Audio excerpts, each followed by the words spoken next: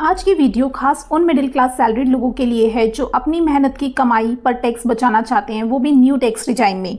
अगर आप सोच रहे हैं न्यू टैक्स रिजाइम में टैक्स बचाने के ऑप्शंस खत्म हो गए हैं तो रुकिए, आज मैं आपके लिए कुछ ज़बरदस्त टैक्स सेविंग हैक्स लाई हूँ जो आपकी जेब में ज़्यादा पैसा छोड़ सकते हैं। तो चलिए शुरू करते हैं। और हाँ, वीडियो को लाइक और चैनल को सब्सक्राइब करना ना भूलें। सबसे पहले न्यू टैक्स रिजाइम को समझ लेते हैं। 2020 में सरकार ने नया टैक्स रिजाइम लॉन्च किया जिसमें टैक्स रेट्स पुराने रिजाइम से कम हैं, लेकिन इसमें ज़्यादातर डिडक्शन और एग्जिम्पशन हटा दिए गए हैं। नए टैक्स रिजाइम के अंदर आपको 3 लाख तक की इनकम पर टैक्स रेट निल है, 3 to 7 lakh 5% tax rate, 7 to 10 lakh 10% tax rate, 10 to 12 lakh 15%, 12 to 15 lakh पर 20% और 15 लाख से ऊपर पर 30%। अगर आपकी सालाना इनकम 5 लाख तक है तो कोई टैक्स नहीं लगता। लेकिन दोस्तों, न्यू टैक्स रिजाइम चुनने का मतलब ये नहीं कि टैक्स बचाने का कोई रास्ता नहीं है। कुछ हैक्स अभी भी मौजूद हैं और वो मैं आपको अभी बताने जा रही हूँ। Number 1, standard deduction. New tax regime में सैलरीड लोगों को 50,000 रुपये का स्टैंडर्ड डिडक्शन मिलता है। ये आपके टैक्सेबल इनकम को सीधा 50,000 रुपये से कम करता है। जैसे अगर आपकी सालाना सैलरी 8 लाख रुपए है तो स्टैंडर्ड डिडक्शन के बाद सिर्फ 7.5 लाख पर टैक्स लगेगा। Second, NPS, national pension scheme. ये डिडक्शन तो आप लोग जानते होंगे, लेकिन क्या आप जानते हैं कि न्यू टैक्स रिजाइम में भी आप सेक्शन 80 CCD 1B के तहत एनपीएस में 50,000 रुपये तक का अतिरिक्त डिडक्शन क्लेम कर सकते हो। अगर आप हर महीने 4 से 5,000 रुपये एनपीएस में निवेश करते हो तो सालाना 50,000 रुपये का डिडक्शन आपको मिलता है।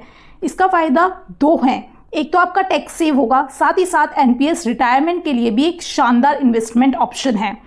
Number 3, house rent allowance, HRA का स्मार्ट यूज। हालांकि न्यू टैक्स रिजाइम में एचआरए डिडक्शन नहीं है, लेकिन अगर आपकी सैलरी स्ट्रक्चर में एचआरए शामिल है और आप किराए के घर पर रहते हैं तो आप पुराना टैक्स रिजाइम चुनकर एचआरए डिडक्शन का फायदा ले सकते हैं। अपनी सैलरी और किराए को ध्यान में रखकर पुराने और नए रिजाइम की तुलना करें। कई बार पुराना रिजाइम मिडिल क्लास लोगों के लिए ज़्यादा फायदेमंद होता है। एग्जाम्पल, मान लीजिए आप दिल्ली में रहते हैं, आपकी बेसिक सैलरी 40,000 रुपये प्रति माह है तो सालाना हो जाएगी 4.8 लाख। एचआरए आपको मिलता है 20,000 रुपये प्रति माह तो आपको सालाना एचआरए हो जाएगा 2.4 लाख। और आप 25,000 रुपये मासिक रेंट देते हैं तो एचआरए रिडक्शन की कैलकुलेशन आपकी इस प्रकार होगी। इसके लिए 3 पैरामीटर्स को देखा जाता है। फर्स्ट, एक्चुअल एचआरए यानी वास्तविक एचआरए जो कि होगा 2,40,000 रुपये, 20,000 × 12, ठीक है। Second, rent paid minus 10% of basic, तो रेंट आपने पे किया है पूरे साल 3 लाख रुपये, माइनस कर देंगे इसमें से 4,80,000 का 10%, तो आपका आएगा 2,52,000। थर्ड, क्योंकि दिल्ली मेट्रो सिटी है तो 50% लेंगे बेसिक का, 2,40,000 रुपये आएगा क्योंकि हमने 4,80,000 का 50% लिया है।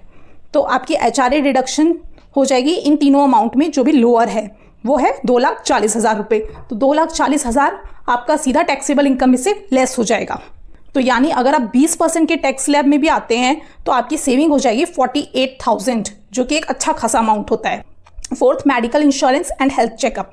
न्यू टैक्स रिजाइम में सेक्शन 80D का डिडक्शन नहीं मिलता, लेकिन अगर आप न्यू और ओल्ड रिजाइम की तुलना करें तो मेडिकल इंश्योरेंस प्रीमियम पर 25,000 रुपये खुद और परिवार के लिए और 50,000 रुपये वरिष्ठ नागरिक माता पिता के लिए तक का डिडक्शन पुराने रिजाइम में ले सकते हैं। अगर आपके माता पिता 60 साल से ज़्यादा के हैं तो उनके लिए हेल्थ इंश्योरेंस लें और डिडक्शन का फ़ायदा उठाएं। सैलरी स्ट्रक्चर को ऑप्टिमाइज करें। कई बार आपका टैक्स सैलरी स्ट्रक्चर पर डिपेंड करता है। अपने एचआर से बात करके सैलरी में टैक्स फ्रेंडली कंपोनेंट्स जैसे फूड कूपन्स, ट्रैवल अलाउंस या फिर गैजेट अलाउंस शामिल कराएं। एग्जाम्पल, मान लीजिए आपकी कंपनी 1,500 रुपये पर मंथ आपको फूड कूपन्स देती है तो साल के हो गए आपके 18,000 रुपये। अब ये 18,000 रुपये आपकी टैक्सेबल इनकम से बाहर रहेंगे। अगर आप 20% के टैक्स स्लैब में हैं तो आपको इनकी वजह से सेविंग हो जाएगी 3,600 रुपये। तो अपने एचआर से सैलरी स्ट्रक्चर में ऐसे कंपोनेंट्स को जोड़ने, इंक्लूड करने की बात करें। अब हम देखते हैं हमें न्यू रिजाइम में जाना चाहिए या पुराने रिजाइम में जाना चाहिए। अगर आपकी सैलरी 10 लाख से कम है और आपके पास एचआरए, एटीसी, एटीडी जैसे डिडक्शन हैं तो पुराना रिजाइम आपके लिए बेहतर हो सकता है। लेकिन अगर आपकी सैलरी ज़्यादा है और डिडक्शन कम है तो न्यू रिजाइम चुनना फ़ायदेमंद हो सकता है। मान लीजिए आपकी सैलरी है 10 लाख रुपए, आपको एचआरए मिलता है 2 लाख रुपए और आपकी एटीडी की डिडक्शन है 50,000 रुपये। तो ओल्ड रिजाइम के अंदर आपको एक तो एचआरए की डिडक्शन मिल जाएगी, एटीडी की डिडक्शन 50,000 मिल जाएगी, एनपीएस की डिडक्शन मिल जाएगी 50,000 रुपये और आपको स्टैंडर्ड डिडक्शन मिल जाएगी 50,000 रुपये। तो आपकी टैक्सेबल इनकम हो गई 6.5 लाख, तो आपका टैक्स बना 44,200। और न्यू टैक्स रिजाइम के अंदर आपको स्टैंडर्ड डिडक्शन मिल जाएगी 50,000 रुपये की, एनपीएस की डिडक्शन मिल जाएगी 50,000 रुपये की, लेकिन यहाँ पर आपको एचआरए नहीं मिलेगा और एटीडी नहीं मिलेगा। तो आपकी टैक्सेबल इनकम होगी 9 लाख रुपीज़ और आपका टैक्स बनेगा 46,800। तो आप देख रहे हो इस केस में आपको ओल्ड रिजाइम ज़्यादा बेनिफिशियल रहेगा क्योंकि आपकी टैक्स सेविंग हो रही है 2600 रुपये की। तो दोस्तों ये थे कुछ इंपॉर्टेंट टैक्स सेविंग हैक्स।